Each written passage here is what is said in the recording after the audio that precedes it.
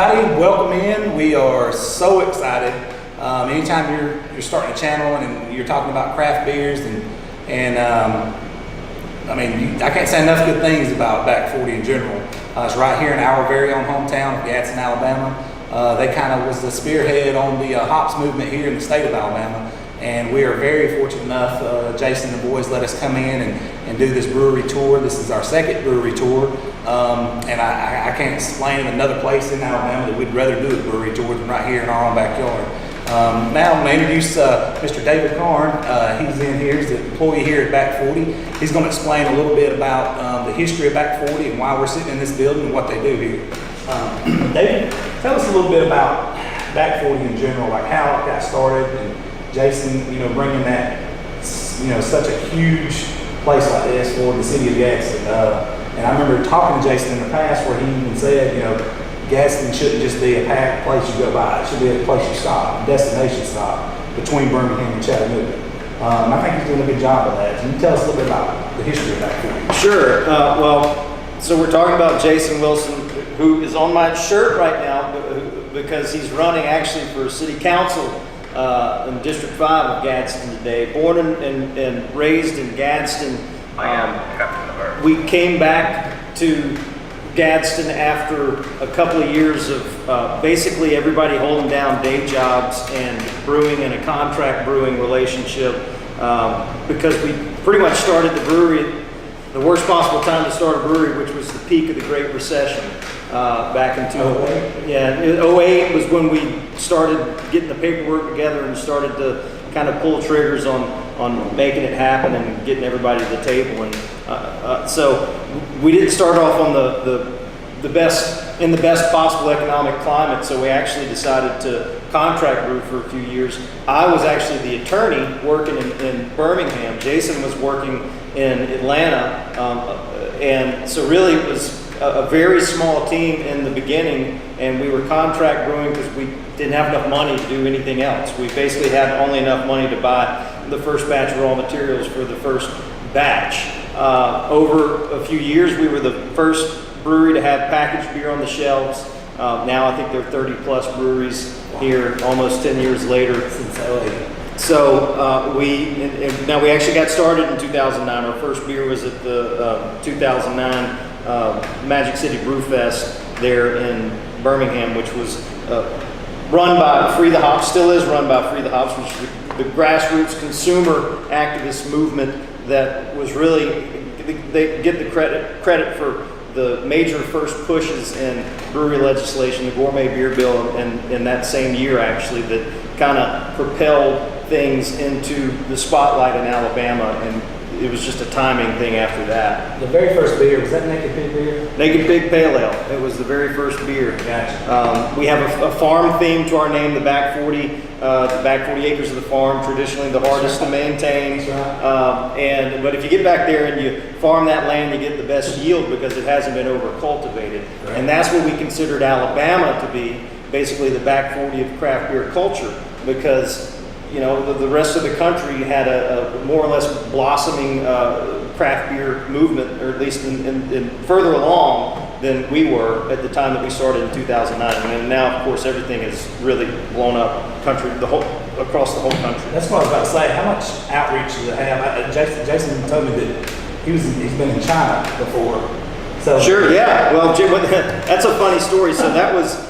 So Jason and Tripp, or Jason's CEO, founder and CEO, Tripp Collins, our COO, they were in China. We'd been selling beer at that point for several months in China, and they were at a conference there and meeting with our distributors in China. I was, along with our development of international sales, or director of international sales, was in Mexico the week of the election. Actually, the day of the election when Trump got elected. And without getting into politics, that wasn't so good really for either of those countries, especially Mexico. It was two places you probably don't want to be. No, it was an awkward cab ride the next morning to the airport.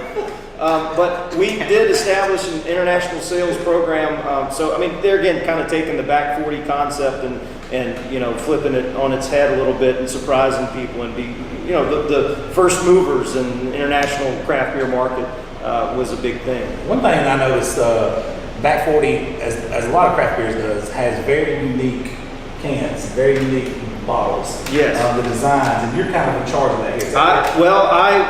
We've worked with some design firms in the past. I got to give a shout out to Mind Volt out of Athens, Alabama. They've worked with us from the very beginning.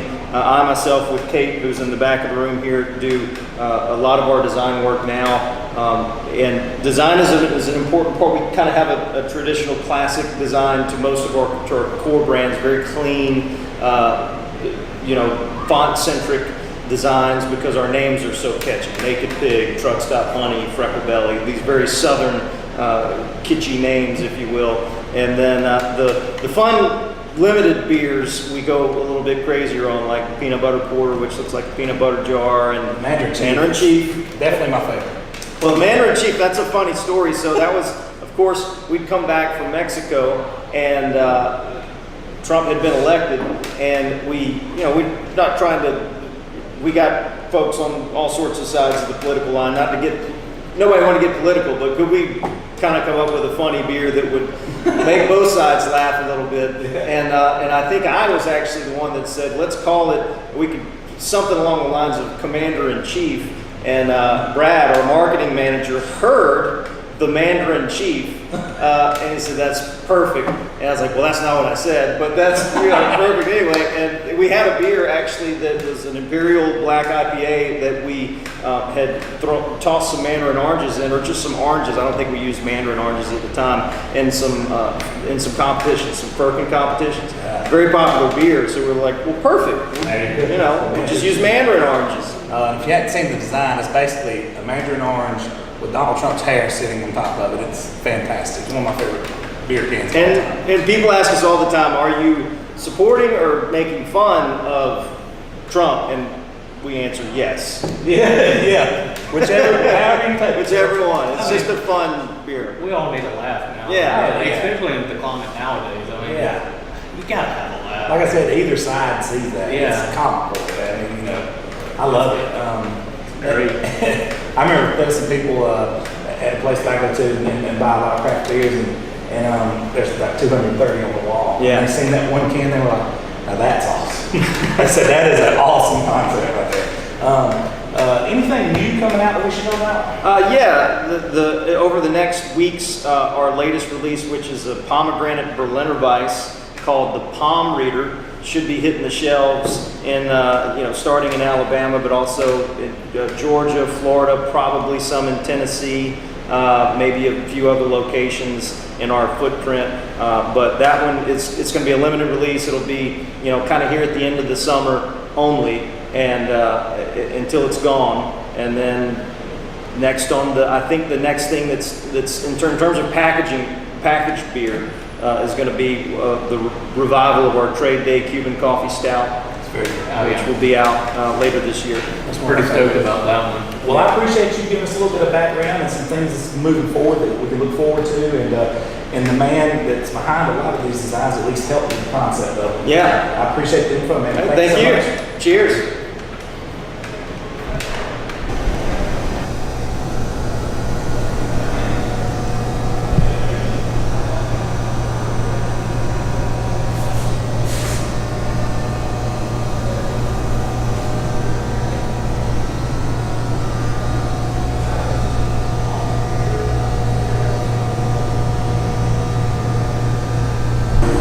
All right, we're going to go on a tour here. Pretty much, we're going to start where everything starts, basically in here. Well, minus the yeast part.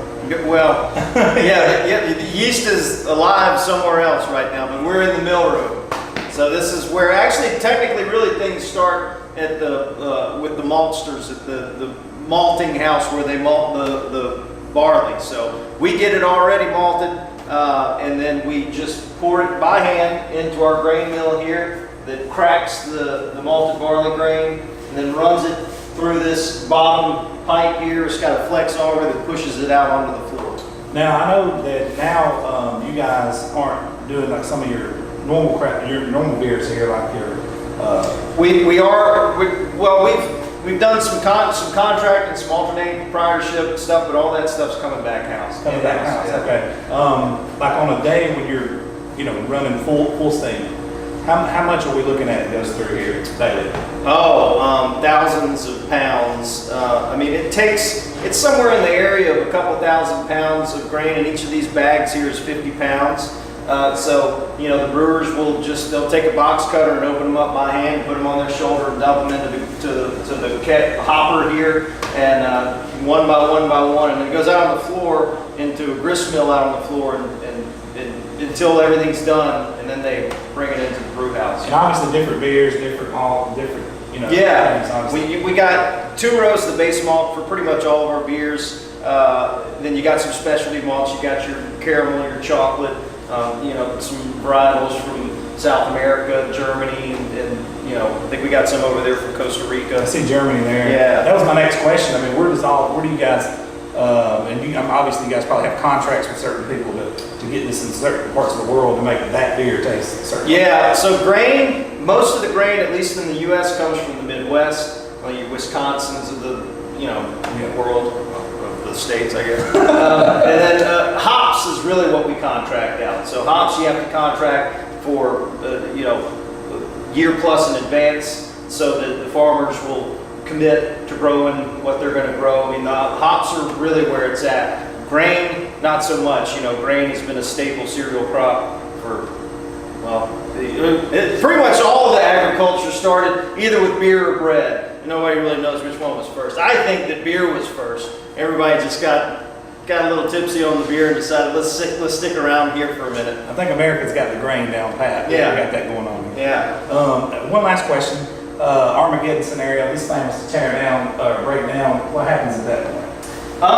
Well, first of all, if this was truly Armageddon, then this is the best room to be in because everything is explosion proof because of the risk of static explosion. But if this were to break down, you could get pre-milled grain. We could go ahead and buy it in super sacks, pre-milled, ready to go. But knock on wood, it doesn't break down. I know a lot of people. That'd be one of the things that if I didn't ask that, but what happens if that first part didn't work? It's a whole place shut down, or how does that work?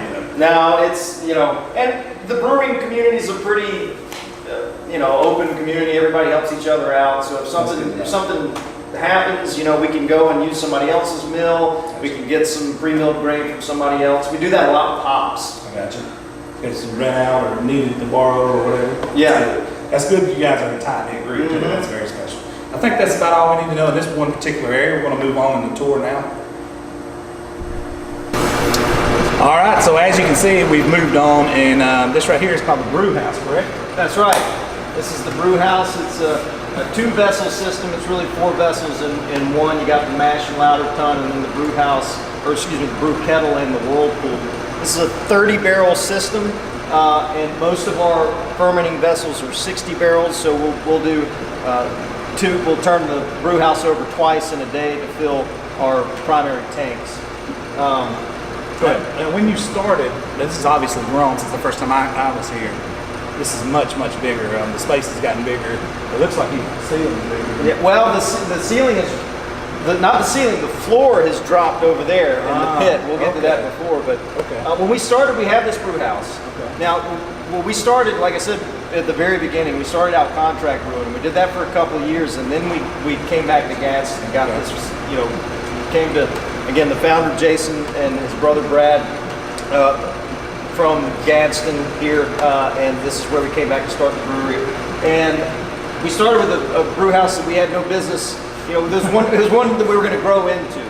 So we started with a 30-barrel brew house and 4 30-barrel fermenting vessels. And then over the years, we've got, I think we had up to 12 30-barrel vessels, and then we dropped down, and then we had up to, I think we had 10 60 barrels and several 30 barrels, and it's just kind of been all over the place in terms of growth. But most of the growth comes in your fermenting capacity, because you can turn this thing over all day long as long as you have enough of the fermenters to put beer, to let the yeast do their thing. You can't just brew and put it in bottles and ship it out the door. We got to let it sit for a while and become beer. The number one thing that I remember Brad telling me when he took me on a tour here before was cleanliness. Yes. Absolutely. The number one factor. He said, because, if something's not completely cleansed or like and taken care of, then it can ruin all of us. Sure. Well, yeast is a living organism. If any bacteria or anything gets into beer, I mean, the prime example, your sour beers of the world, the lactobacillus, which is the bacteria that is responsible for the sourness of the beer, that is the prime contaminant in other beer that you don't want to be sour. So if you don't keep things clean, then you can have a sour beer that you didn't want to be sour in the first place, and that's bad news. Yeah, that's definitely been a lot of people moving to sours lately. That is kind of exploding right now. Yeah, right? sure. Yeah, I mean, it's just changing palates. People, the American consumers. I remember the IPA. IPAs now they're still popular. They are. The Berliner Weiss that we have coming out in the next several weeks is kind of in that same vein. So it is a sour beer. And another thing I thought that you said that was very interesting is you guys started with, you said 3 or 4 of these. Well, we started with this brew house and 4 of the conical fermenters over here that were the same size as this. So this is a 30 barrel, so about 1,000 gallons. A barrel is 31 gallons. So it's a little under 1,000 gallons in each of these vessels. And then we had 1 for each of our 4 first brands of beer, basically.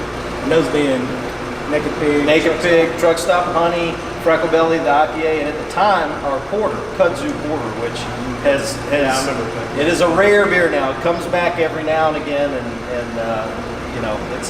it is a loved beer, but the porter style was probably a little bit ahead of its time back in the early 2010s in Alabama. Another thing that I remember from my previous tour here was.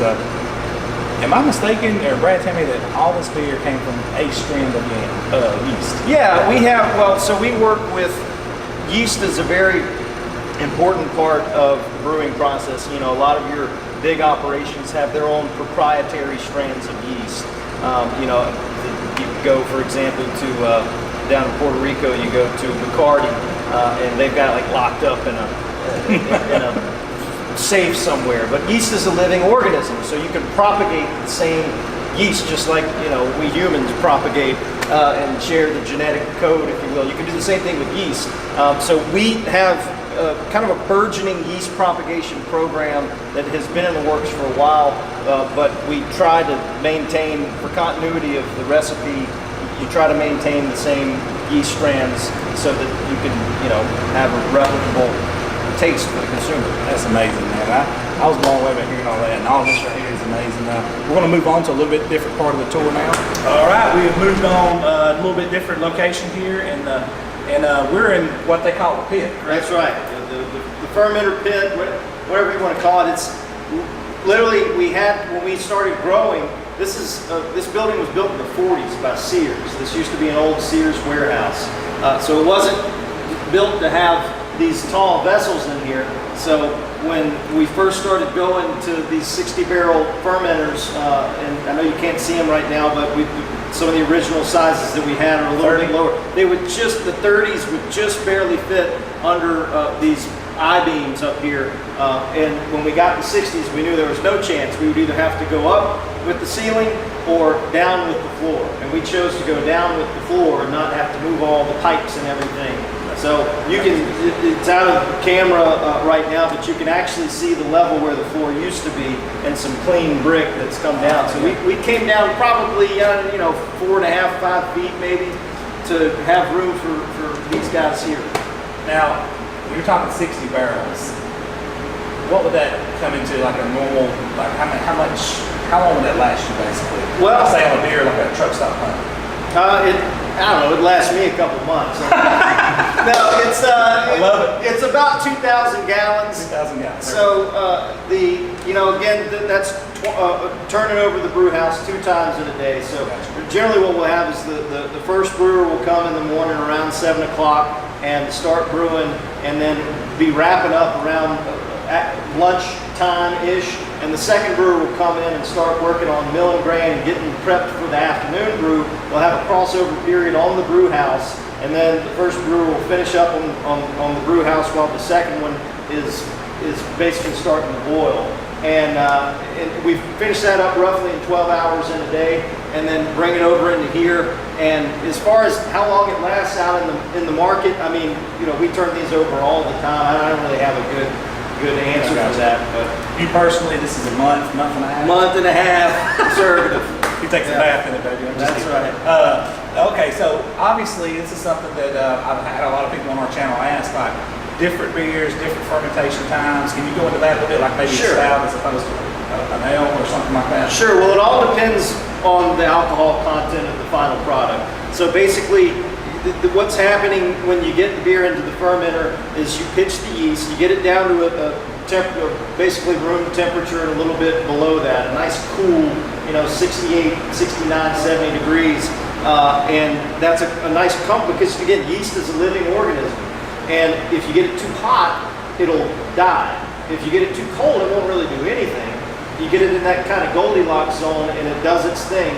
And then these are actually jacketed tanks. So on the other side of this is a layer of insulation, and then another layer of steel, and then a gap, and the actual layer of steel where on the other side the liquid is. And in that gap, we pump polypropylene glycol, which is a super chilled liquid with a super low boiling or freezing point. And we can maintain temperature because when the yeast are doing their thing and working, they're creating energy and heating up the liquid. So they could actually kill themselves by doing what they're doing, consuming the sugars, the fermentable sugars in the wort, and producing alcohol and carbon dioxide. That's where. Yeah. So this vessel doesn't have anything in it right now, but the carbon dioxide would come out of this kind of blow-off valve, and you just see we'd have a little 5-gallon bucket down here with some water in it, some sanitizer in it, that's just bubbling. So when you find that perfect temperature and it's doing its thing and it's basically constantly until you guys stop the process. Yeah. Constantly releasing CO2. Right, and the more sugar there is to consume and the more alcohol in the end product, the longer it takes to. That's why if it's a higher ABV, a higher alcohol content beer, then it's going to take longer than say a light like our Cart Barn Light, which is a lighter style beer, 4.5% ABV. Doesn't take very long for the yeast to do their job, and then we just basically put them to sleep. And then what happens, the reason these things are conical is when the yeast are done, we kind of let them clean their mess up while they're working.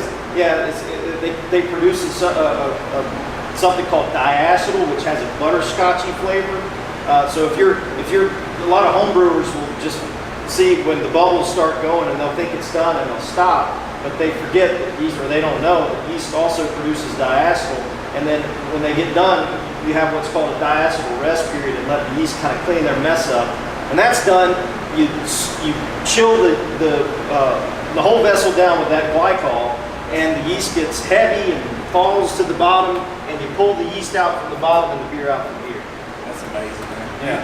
Anybody who's just popping bottles at home has no idea. Your normal person's like, Sure. What is he talking about? Well, another That's thing, amazing. Yeah, and you can. Yeast is alive, so you can reuse it, up to 4 or 5 times, and then it basically gets old, and it's still alive, but you got to kind of send it out to pasture or put it in the proverbial retirement home. We gotta go do another draft, man. We Yeah. gotta start this over. That's amazing, man. And you'd never know that all that goes into that beer that we're drinking out there, or about to drink.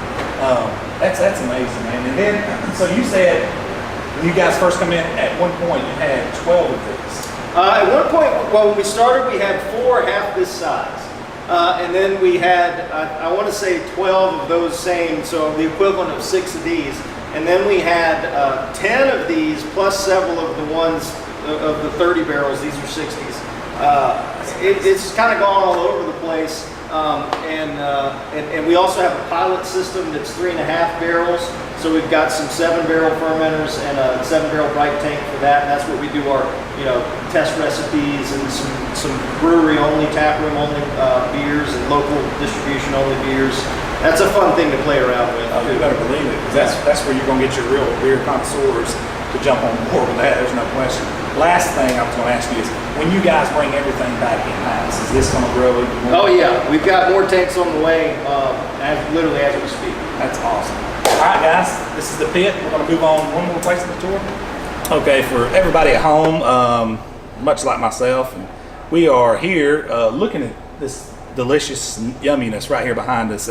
He's going to explain a little bit about this area here. This is where they do a lot of their shipping in the warehouse, basically, before we go over and actually taste some beers ourselves. So I'm going to let him take over right here. Yeah, this is just the warehouse where beer, finished product, is stored before it gets loaded on a truck. And towards the end of we try to get this out before the end of the week. So things are kind of stacked up. It's early in the week right now, and trucks will come in. You don't want beer, especially in the summer months. You don't want to send beer out on a Friday, for example, because it'll sit in a truck over the weekend. The truck driver will, overnight it Saturday and Sunday until he gets to his final destination on Monday. So we get things all stacked up here, and just all throughout the day it'll just be forklifts going out to trucks coming in. So there's literally no telling where this beer behind us would end up. No, if you come here and it would end up in a 5-state footprint. But yeah, give us 2 days and none of this will be here. So that's amazing. Yeah. It'll be the next batch will come on the other end of it. Is there a certain temperature that this has to maintain in this area? You want to basically you want to keep it as cold. This is room temperature. This is ambient temperature, we call it. Our draft beer goes in refrigerated. It stays in the refrigerator and it gets shipped refrigerated as much as possible. Packaged beer stays at ambient temperature, and you generally don't want it to get above the 80s, and 80s are really pushing it. Now, for the fine folks that live in or around Gadsden that may visit this place, can you tell us a little bit about your tap room and how that process is to go straight from what we seen to in there and be able to taste it? Sure. The tap room that's the best place. You're getting it right at the source. It's the freshest beer. The experimental recipes will happen here first before they get out of the market. A lot of them will never even make it to the market. This is where we use the test batch system, the big one, the big pilot system, and we have a smaller 10-gallon batch system too. The 3.5-gallon batches or barrel batch is about 100 gallons. So if we do something and say it's on the pilot batch, you want to come quick because those are the popular new beers to try. We also have food. Chris Wood, our chef, he's got we rotate every 2 weeks. It's called the Back 40 Test Kitchen. So we kind of mess around with different recipes and some popular stuff comes back. For the most part, it changes every 2 weeks. We also have a brand new location in Birmingham. And that's got a full restaurant with a full menu if you're in the Birmingham area. And another thing I thought was beautiful is like Chris, like he mentioned, Chris, when you walk in, you can smell what he's working over there. It's fantastic. Yeah. We went in there and talked to him, and he said a lot of the things that he uses over there is actually locally grown. He is, absolutely. And we actually have 2 employees from Beautiful Rainbow, which is a restaurant I don't know if you're familiar with, in the library here. It's actually a Gadsden City Schools program for kids that basically it's, I don't know the technical term for it, but it's mentally challenged kids that they teach every day, real work skills and try to get them gainful employment. And awesome. We've got 2 of them working here. They grow their own stuff across, a lot of their own produce across from the library. So they brought over a lot of that kind of locally sourced. And then we do beer dinners the second Tuesday of every month, and that's definitely locally sourced, or as much as possible is locally sourced. But more importantly, it's a 5-course or a 4 or 5. I think it's 5-course beer dinner. Maybe it's 4. Don't quote me. But it's delicious. You can go on our Facebook page and see pictures of past dishes, and it's a very kind of exclusive. We don't sell too many tickets, so that it's kind of a nice environment and very communal and delicious food. And David, man, I'll be honest with you, this has been fantastic. Oh yeah, well, very educational. Anyone in or around Gadsden's going to watch this video. I highly, highly recommend stopping by here. These guys do a phenomenal job. A testament to that is they've been all over the world selling their beer, and they continue to grow. And I can't say enough good things about how you treat us today, and we're looking forward to walking right over there in that tasting room, getting our hands on some of the stuff there. Me too. All right, thank you, man. Cheers.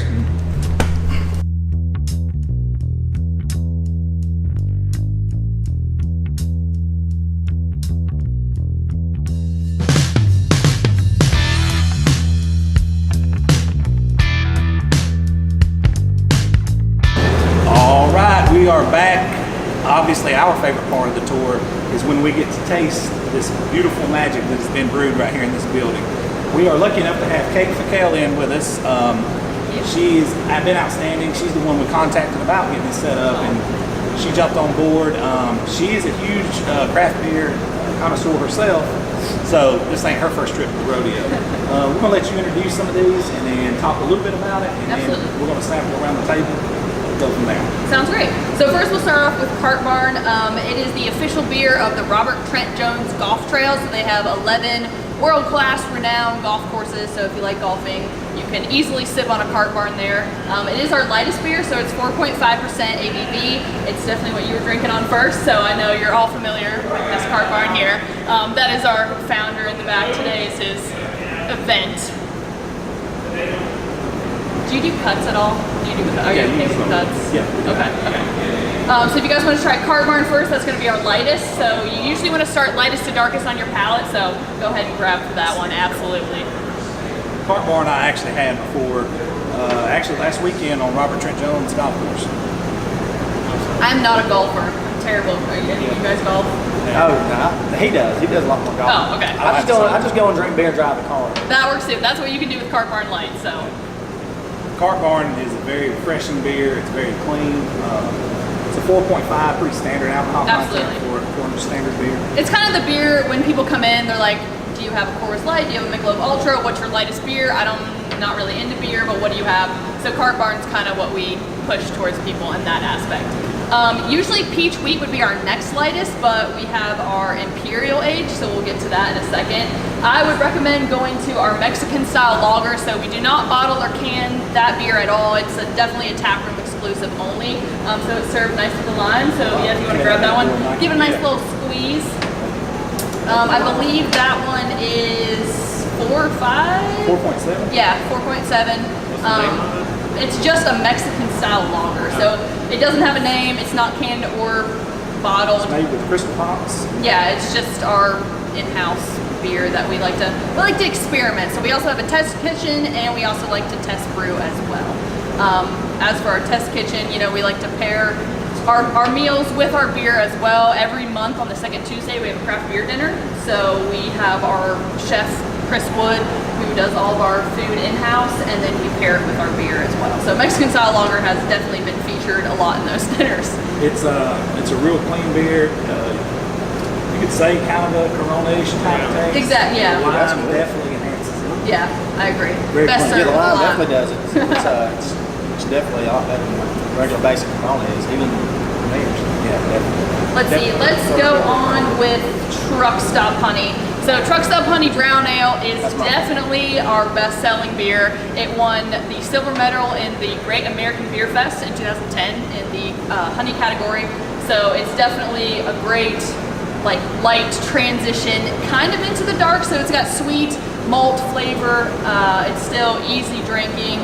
If you're not a huge beer fan, it's not going to slap you in the face with those hops.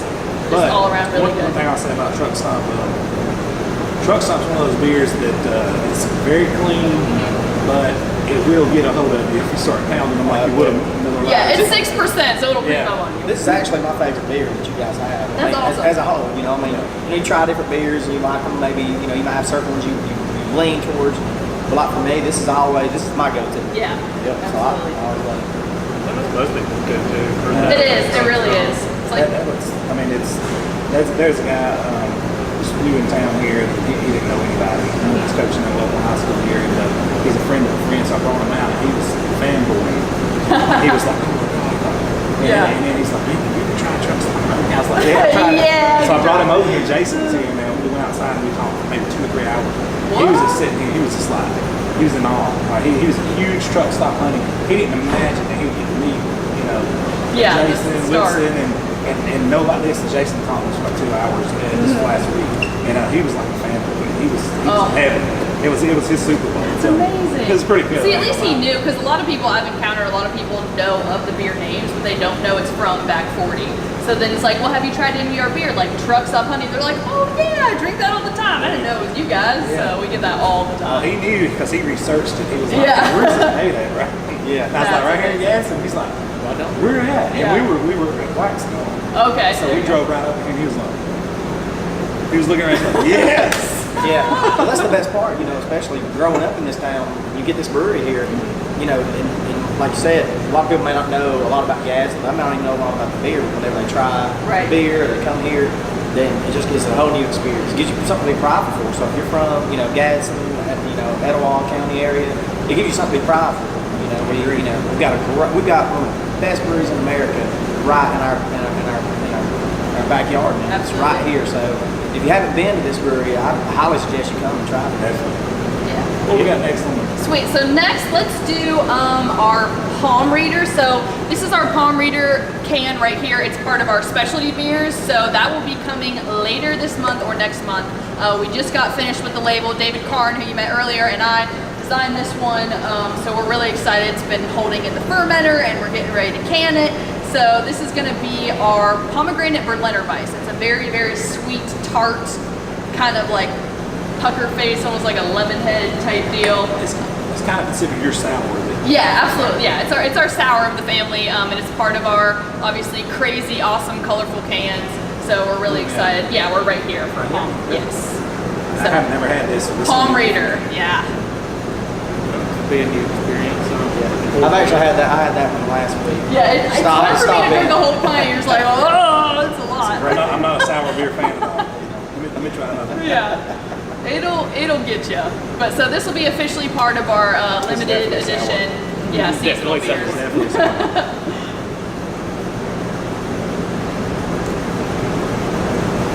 I like to watch Super the tart, reactions. Northern Germany.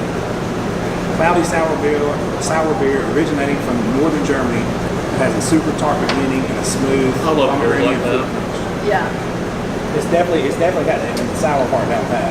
3.5%. So it's You could drink a few of those. absolutely. It's like drinking a lemon head, basically, Yeah. to me, or sour warhead, whatever Yeah, they're it is. called. One of my Very favorite sours tart. I've This had. is it is a very tart beer. Yeah. One of my favorite sours I've had. That's close. Actually, close to the top would be Orpheus Brewing Company. If you've ever Nice. had Yep. theirs. I've had a couple of theirs. Absolutely. I love their IPA. They Yeah, got they're a delicious. great IPA. But that one, like you said, if you're a sour beer drinker, that's right where you want to go. That's a good direction. That's a great beer if you're a sour beer drinker. Because with us, we all got our different flavors, different tastes. Sure. We have, sour beers. That out of all those that I've tried, that's definitely one of the better ones. If you're going for a sour beer. Yeah, like I said, it's up there for me, and I like sour beers. Sweet. And don't be afraid to mix. Like a lot of people don't like to mix the beer. I mean, obviously you want to drink the beer as it is, how the brewer intended. But we've all drank the beers so many different times. So we like to mix different beers like Naked Pig and Jalapeno or Palm Reader and our Peach, like just to kind of get those different flavors so it's not the sour just totally blasting you in the face. That's true. Next up, let's try Naked Pig. So we got our Naked Pig right here. Naked Pig Pale Ale was the first ever beer we brewed here at Back 40 Beer Company in 2009. So it is our flagship core starter of everything. They kind of did a naming session. So basically you just think of a word and then you think of a farm animal or think of a topic or whatever. And then you mix those two words together and Naked Pigs kind of happen. So we're trying to think of, pigs are already naked and what's funny. We have our farm theme, obviously. And so that's definitely our baby, the favorite of the brewery. And That is a very hoppy beer for people who enjoy hops. You will enjoy that beer. yeah, 6%. It's one of our flagship, like I said, the first ever beer we brewed. Not a beer for me. No? Not a See, big if you mix IPA. Naked Pig with jalapeno, then you get like a spicy ale. It's pretty good. Now that does. Yeah. Yeah, definitely. Well, see, for me, I'm with this Naked Pig beer. That's something I noticed the very first time that I ever had it. It almost tastes different in a bottle than it does just right out of the tap. Yeah, Oh, it's absolutely. definitely cleaner here. Yeah. I mean, and that's why I stress people, please come to this. Yes, station. come get draft. Yes, Absolutely. because this is how it's intended to be drank.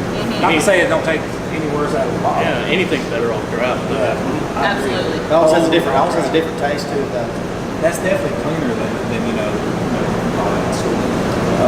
What we got going on next? All right, next up, let's get our Freckle Belly. So Freckle Belly IPA, which means India Pale Ale. It is, 7.5%.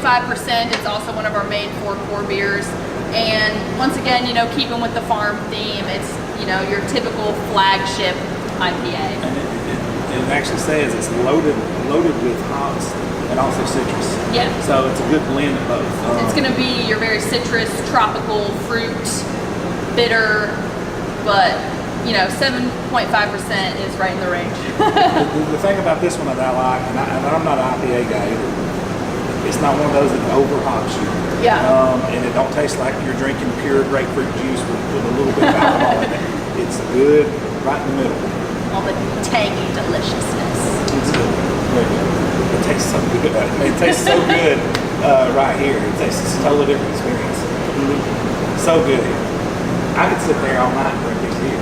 Yeah. Where I couldn't just do that at home. Once again, not my cup of tea, but it is a lot better from tap. Oh, it's a lot better, man. Now, did you guys no, first no. try it in cans or bottles? Because some people debate between cans and The bottles first time I tasting ever drank differently. Naked Pig, I wasn't experiencing it that way. I mean, it was right. It's one of the first ones ever brewed here that I Yeah. got. And I got it from the bottle. Okay. And I was like, what in the world is going on? Because I never had drank What anything is so this? honest and stuff. And I was like, back then I was just a Miller Lite guy. Yeah. Before I started experiencing it. And I was like, Jesus, But then, Truck Stop come out. And then I was like, Right. actually, Truck Stop is the beer that actually got me into craft beer.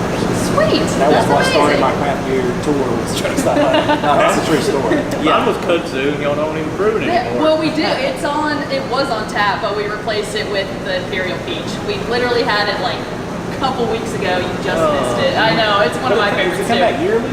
Yeah, so, we don't have any intention of bottling or canning it anytime soon, like within the next couple months, obviously, but we do brew it in-house and we do bring it back on tap. So we have a lot of tap room exclusive beers that we just never get to canning or bottling. Yeah. So kudzu was on tap like a couple weeks ago. Whenever y'all first opened up the tap room, I came here, like I said, on the first day, that I was telling you before, when the tap room actually opened. Yeah. And you used to have, like test batch Thursdays or Tuesdays. Oh, that was before my time. And it I was, don't know. it was crazy, because like you could come in here every week and try something new, and it was just an unbelievable experience, because I look forward to that day, because I can come in here and just see what the mad scientist in here is just coming up with, Yeah, Tim Blevins, our brewer, he does an amazing job.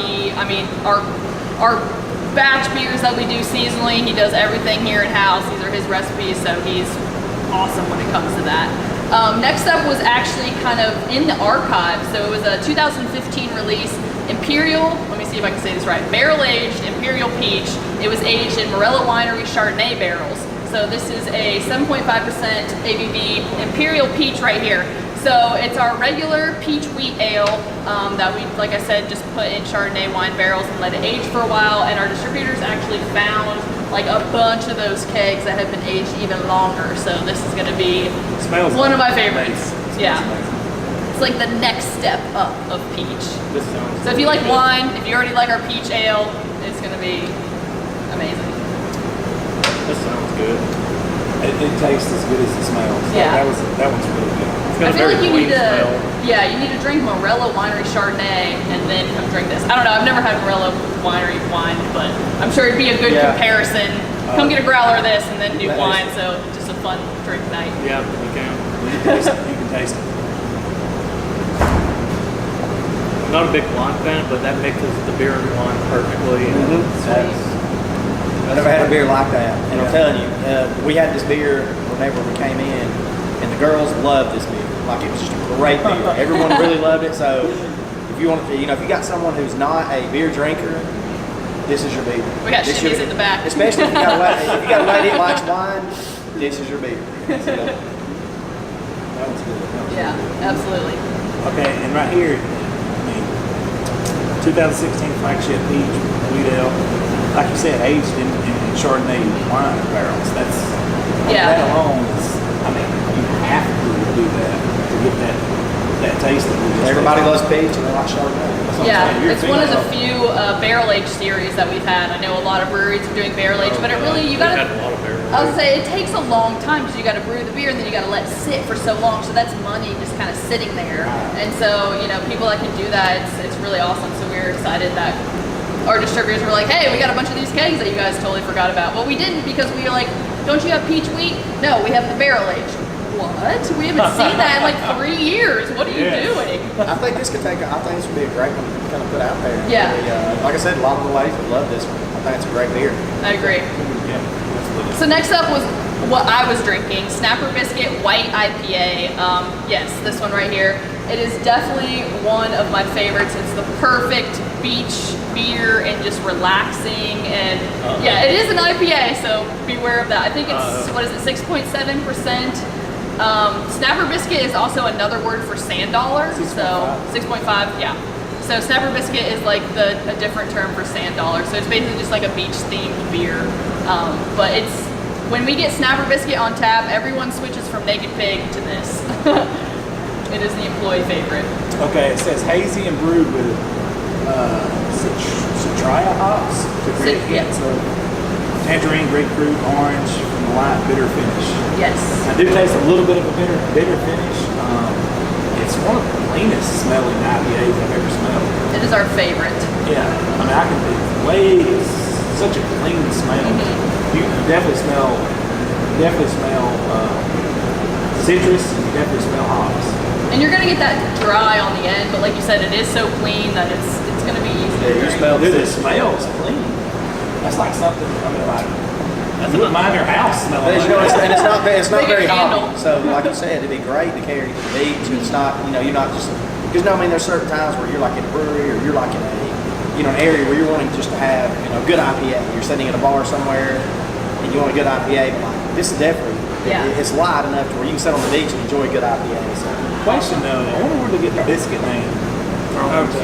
Yeah, so Snapper Biscuit is just another term for sand dollar. Okay, It's that's just what like, you were saying. yeah, it's just like a I'm funny sorry. term. No. I was over here I know, sniffing. we're all just like, oh, beer. But yeah, so it's just a funny name for sand dollar. He blacked out. He blacked out. He's just I'm about to all I was into over this here. right I was now. over here sniffing. I didn't mind that IPA, which is weird. That's right. Yeah, Very it's rare. delicious. They're not an IPA group.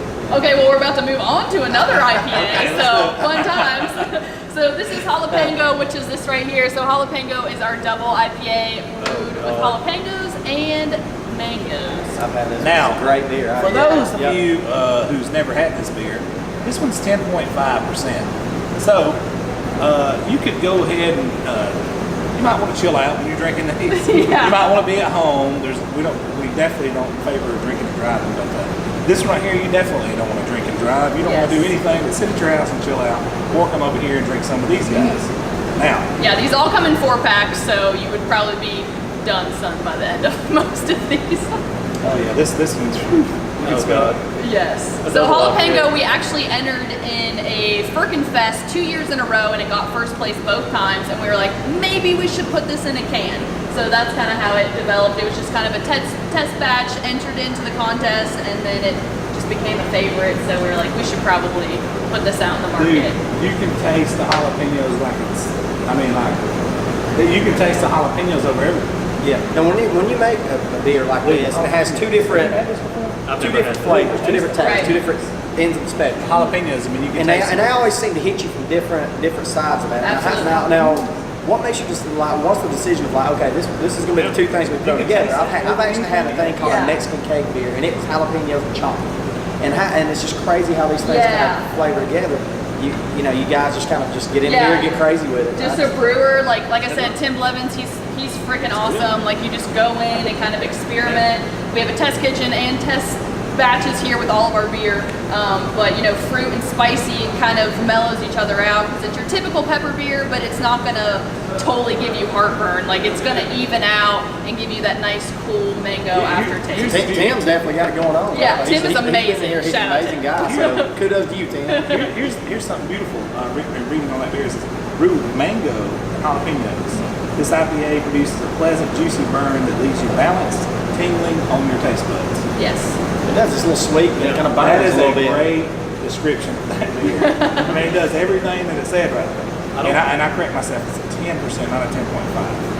But Right. the peanut butter porter. We're about to is a move on to a 10.5. That's a good transition here. So peanut butter porter, which is that guy right there. Actually, Jif wasn't too happy that we kind of borrowed their peanut butter style. So that will be the last time the can looks like that. We do have to change it to a green strip instead of a blue, because it is kind of like the peanut butter. We do have socks for sale. Those will never be available again. But yeah, so that's the last time we'll have that label for our peanut butter porter, 10.5%. It's definitely that deep chocolate rich dessert beer that you're going to want to sip on with any kind of, you know, meal that Yeah. you're cooking up, maybe some steak, I don't know. But yeah, so that's also one of our seasonal beers. It's hard to find during the summer months. But we always have it on draft usually, so we have growlers available as well. Yeah, that's actually, that and the Truck Stop Honey's actually been my favorite beers. Awesome. I love that beer. And so I've had a lot of questions I was talking to him earlier about with that beer.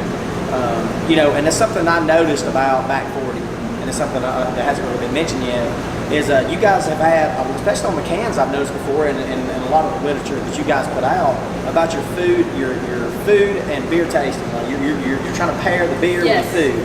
And that's something that I have noticed with this place, and when I've talked to people previously, that you guys want to really give an idea of, hey, what's the best to have with this kind of beer? They kind of actually, they pair every one of their beers, it seems like, with a meal. Absolutely, yeah. So if you have any of our cans, like for example, on each beer label, there's going to be food pairings right here that we recommend that you try this beer with.